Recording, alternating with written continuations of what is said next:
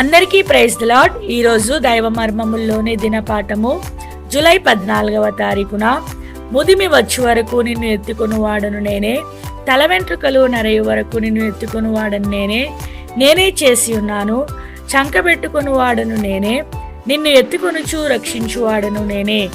యెషయా గ్రంథము 46వ అధ్యాయము 4వ వచనము. 21వ శిఖరము. ఇక్కడ మరి ఒక పర్వత శిఖరం ఉన్నది.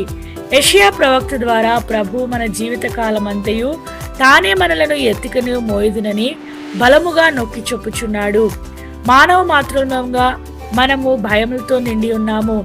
అనేక సంవత్సరముల నుండి దేవుని మంచితనమును సమృద్ధిగా అనుభవించినను, అనేక సమయములలో ఆయన మన పక్షమున బలముగా పనిచేయట చూచినను, మన ప్రార్థనలకు జవాబులు పొందినను, ఇంకను అనేక భయములతో నిండి దీని విషయమేమి, దాని విషయమేమి, రేపెట్లు, లేక వచ్చే నెల ఎట్లు, లేక వచ్చే సంవత్సరం సంగతి ఏమి అని కలవరపడుచుందుము.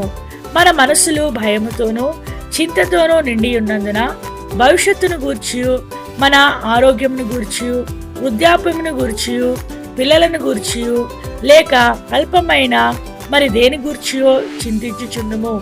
అయితే ప్రతి విధమైన చింతను, వేదనను తొలగించుటకు ఈ ఒక్క వచనం చాలును. ఇవి మనుషుల మాటలు కావు గాని సజీవుడైన ప్రేమగల దేవుని మాటలై ఉన్నవి. ఆయన తన సొత్తుగా మార్చబడిన వారితో ముదిమి వచ్చే వరకు నేను ఎత్తుకొని వాడను నేనే అని చెప్పుచున్నాడు. మరి ఒక రీతిగా చెప్పవలనన్నచో, నీ మరణ పర్యంతరము నీ బాధ్యతను నేనే వహించుదును అని అర్థము. 7 బాధల నుండి ఆయన మనలను విడిపించుని చెప్పుచున్నాడు. యోబు గ్రంథము 5వ అధ్యాయము 19వ వచనము లేఖనములలో 7 అను సంఖ్య పరిపూర్ణతను సూచించుచున్నది. దాని భావమేమనగా, మన పరీక్షలు, శ్రమలు, వేదనలు, కష్టములు ఎటువంటివైనను వాటన్నిటి నుండి ఆయన మనలను విడిపించును. దేవుని ప్రజలు తాము ఆహారం భుజించక మునుపు దాని విషయమై దేవునికి వందనములు చెల్లించినప్పుడు అది ఎంత చౌకరకపు భోజనమైనను బహు రుచికరముగా మారినట్లు కనుగొందురు. ప్రభు అయిన యేసుక్రీస్తు జన సమూహములను పోషించినప్పుడు విలువగల రుచికరమైన భోజనమును వడ్డించలేదు గాని యవల రొట్టెలను మాత్రమే వాడెను. ఇది పేదవారి ఆహారము. యేసుక్రీస్తు ప్రభువు యవల రొట్టెలను తీసుకుని దానిని విస్తరింపజేసి ఆశీర్వదించినప్పుడు అది ఎంతో రుచిగలదిగా మారెను.